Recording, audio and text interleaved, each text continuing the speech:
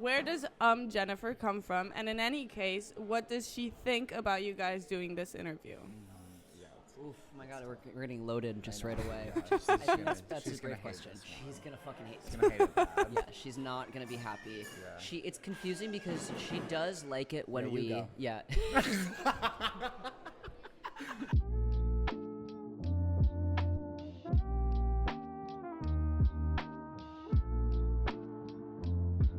How close do we have to talk? Close is good. Oh, so sorry. Sorry. It's confusing because she does require that we go around, like, kind of propping her up and describe and kind of doing her bidding. But whenever we do it, she seems like pissed and resentful that we would say anything at all. There's like a whole bureaucratic thing that's kind of popped up very recently. Like we had to sign a permission slip. The blood thing is really funny. And that was weird. We're used to it. We've been doing it. Like at this point, like it's just so. Yeah, she's not gonna like it, but we're happy to be here with you, and it's nothing. Thank you. personal to reflect. Okay, as long as I don't feel the wrath of Jennifer. There's no guarantee. You might, yeah. Okay.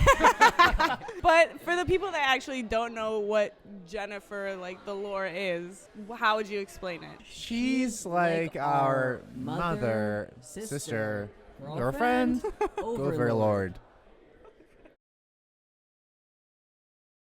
How did you guys first get into music? I was telling you this prior. I played trumpet in elementary school, and then I really started getting serious about music in like 8th grade when I was like playing guitar and doing musical theater. And then I majored in musical theater, and now I do this, and I love it. I studied jazz drums like my whole life. I did that. I played in a lot of jazz bands. I went to school for it, and I did like jazz. I did classical percussion, like I was like a drummer mostly, and then I dropped out of school to join like a rock band, and I just started touring and then playing with other bands, and then I always played guitar also just for myself, and then I picked up like guitar, picked up bass, and I've like toured around with different bands doing that, and then this is the first project where I've been like writing and singing and feeling like I'm like more of like an artist than just like a musician, which is really fun. And how did you meet and then decide to make a band? We met at a friend's birthday party, Great. And I just kind of like vibed with Fig and was like, I didn't know anyone at the party, so I was kind of just like, you guys are going to be my friends now. And I joined, and I was like, I'm with you, and then we hung out all night. And then the next time we ran into each other was at a party at the Stonewall, and I was dressed in drag for the first time, or like just like shitty fake drag, where like I was wearing like a blonde wig and a miniskirt, and I turned around to Shitty fake drag is shitty fake drag, just like crazy. Yeah, like, it's so funny. Can we put that on the box? Say it again. You put that on a fake drag, fake drag. Call that fat. What'd you just call me? Sorry, what? But yeah, then Can we put it in the box? can we put it on the Put it pod? in a pod? Can we say fag? Sorry, can we say I fag? can on say the pod? fag. We met again there, and I was like, "Hey, it's me," and she was like, "Okay." I remember because his old band was doing a show, and I was part of like a kind of a theatrical portion of the show. And I remember in our first rehearsal, I was like nervous. I was like nervous to meet you. Oh my God. I was like, I wanted to be your friend so bad. No fucking Yes. way! You've never even told me I know that. things come out on the Oh my God, pod. things come out on the pod. What's one thing you wanted to do on stage that you haven't gotten the chance to do? I really want to like proper like heavy metal scream. I need like I'm working on like a growl. I'm working on like a. Can we hear the? It's kind of it's less healthy than I want it to be, but Yeah. like I'm working Yeah, on yeah, it. I don't know, I feel like Slater has been like really kind of locking into those like emo heavy metal like guttural things. Yeah. I think you need to go to the Haley Williams School of Vocal Training to be able to pull that off and not destroy your I know. vocal cords. We were just out on tour with Sprints, this band from Ireland, and the singer like did this whole thing where she went through the crowd. Sometimes she would crowd surf to the back, right, and then she'd go to the bar. She'd order a glass of wine with the bartender, mic cord like all the way throughout the thing, and she would do these things where she would get everyone to get low. She'd get everyone really quiet. It feels to me like you are dismantling the moment of a show. Like we're all in this illusion. We're suspended in this illusion of the band on stage, and we're here, and you're in this moment. And I think when a singer can take you and they can take the moment and then like bring it behind your back and feel like they're doing a magic trick with you and saying, we're in this moment, now we're in this moment, and I'm over here, and you're wherever I am. Like that kind of mastery of performance I want to do. I don't know what it's going to look like, but I want to do something like that where I feel like I'm I have putty of the moment, and I can have everyone. We're getting there. Yeah. With our little bridge section. Yeah, I think so too. Yeah. What do you think the impact is of artists that creatively take from their identities, in this case trans identities, and lean into the weight, challenges, and difficulties of it all, instead of leaning into the wonderfulness and uniqueness of it all? I find that it's really difficult to only write about the difficulties of the thing without also writing about the joys of the thing, being trans of the thing. As difficult as it is, I don't think it's ever been a thing of if there was no joy to it, I wouldn't be trans. But the fact is with all the difficulties of it, the joys are, kind of outweigh it. And so in order to be honest, I have to write about both. Yeah, I think that's a good point. I agree with that, to be honest. I think that there's always something for everyone. So I feel like I think someone theoretically could write about all the suffering, and there's someone out there that needs that perspective.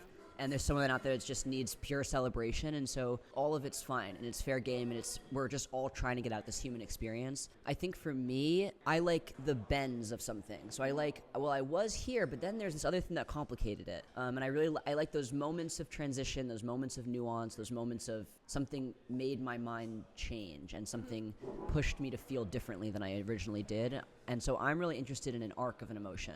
I think there are plenty of songs that's trans is awesome, being trans is good. But it's just so not interesting if it's not trans is awesome. And also, here's a little thing that, has kind of complicated and made it more difficult. And vice versa. I like something that's a really happy song with something really dark or sad thrown in there, because that to me feels real. It feels like my day where I'm having a great day, and then I'll have a really sad thought, and then I'll fucking just have to. It complicates it. You have to deal with it for your train ride. Yes. Yes, exactly. What do people miss out on when they take themselves too seriously? All of it. The whole thing. You miss every single bit of it. This is such a big lesson I've had to learn, where I love to make people laugh. I love to be funny. It is, I think, what I've been put here to do is to make people laugh. And it has been a hard lesson to learn of I can't laugh all the time. Mm-hmm. And I think it kind of goes back to I can't be sad all the time. I can't be happy all the time. You have to engage in the nuance of life. And on the flip side of that, you can't be serious all the time. And there's so many moments where seriousness and this kind of deathly this is serious work we're doing, and we are gonna change the world, and that's of course an important attitude to have sometimes, but I don't know, we are just making music, and I live for the moments when we're recording, and we kind of get outside the song a little bit and just have a fucking giggle about it, Yeah, it's funny. Also, I'm going to give a really serious answer to this question about humor, which is that I think in a really basic physical way, I think laughing's good for you. I think it relaxes your stomach, and I just think it's this. I mean, the same way that crying is good for you. I think it's a really natural expression to be able to just let something go and just to let it be funny, and let everything kind of tenses, and you are, because I'll get really serious and really I want this so bad. I care so much. I want these people to feel this thing.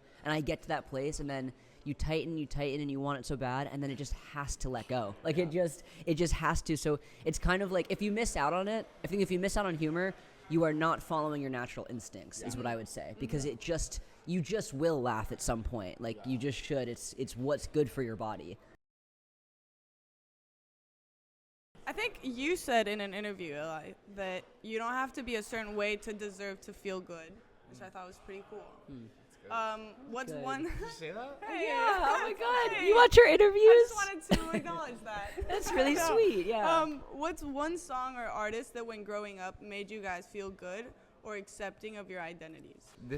The acceptance kind of came later, but I think listening to Tegan and Sarah was hugely influential in knowing that being a gay person is okay. You can be gay and make good music, And also, like, I don't know, like, I was always, like, pre-transition, like, a kind of attracted to, like, butch women. It was just kind of like a little complication in who I understood myself to be. But, like, to have, which is not to say that Tegan or Sarah are, like, butch, but, you know, they wear leather jackets and their hair is short.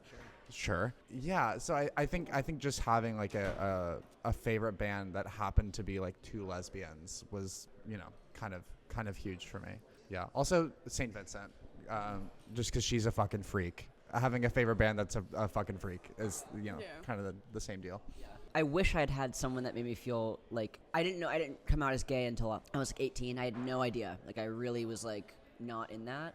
And so I didn't have any artists that I resonated with on that level. But the thing that's coming to mind for me is probably like Lou Reed and the Velvet Underground, where I think that something about, and it's funny, I don't even know totally why, but something I think about the lyrics in that band. Also, I mean, you know, it's funny, talk about like taking yourself seriously, and I think the cool factor, but watching these people who are like, we're interested in something intellectual or something experimental, was something that I kind of didn't want to seem like I was trying to seem too smart about things, if that makes sense. And I think seeing a band where I was like, this is interesting, and they're talking about something real, and they're not afraid to be perceived as too cool. They just are being cool. They just want to be cool. But that was very exciting, where like I feel like just growing up in like suburban pop culture, everyone was trying to like not be too smart and not be too don't be too much. Just be chill. Like don't be trying to be. Cringe. It's cringe if you're trying. It's cringe if you have an idea about something. It's cringe if you want to talk about something deep. And so something about that for me, I was like, you know, you're like a kid and you're figuring out the world and you're figuring out who you are and all these big things. Like, so something about that band for me and those lyrics, really digging into it, I was like, it made me feel like I could be a person. I felt accepted by it, just from like I didn't feel like such a nerd for wanting to be nerdy or something. For anybody that doesn't know, I'm Jennifer. What song would you recommend? Oh, it's gonna go ahead and have to be two songs: Girl Class and Cut Me Open. Okay. It's our first two. Yeah. It's good to start at the beginning. Okay. You know, you don't get to skip ahead. Just What start right about, at the like, beginning. Something more underrated. Oh, Sweet Until I'm Not. Yeah, Okay. Sweet Until I'm Not. It's our ballad. Okay. Yeah. That's our one ballad. We'll Yeah. never do another one. Never. Never. Don't ask for it. Also, the stunning remix, I would say. Yeah, out right now, just today. Yeah, I Just saw. today. Yeah. Yes.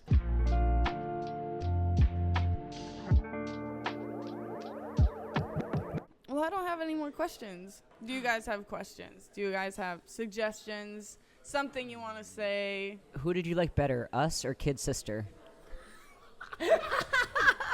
Go ahead, rank them. Fuck you, Sarah Keaton.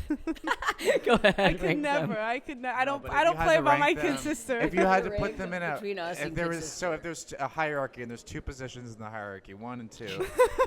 Yeah, 1 and 2 in the hierarchy. If you were to say which one of us is more lesbian, answer very carefully. Be very careful. Very with this. careful. I think out of, I'm gonna say the 6 of us, because I'm gonna put Sure, yeah, myself okay, the in 6 of that. us. Where do you rate? Yeah. I will take the safe route and say I am the most lesbian. Totally. Right, a I'll coward's guess. answer.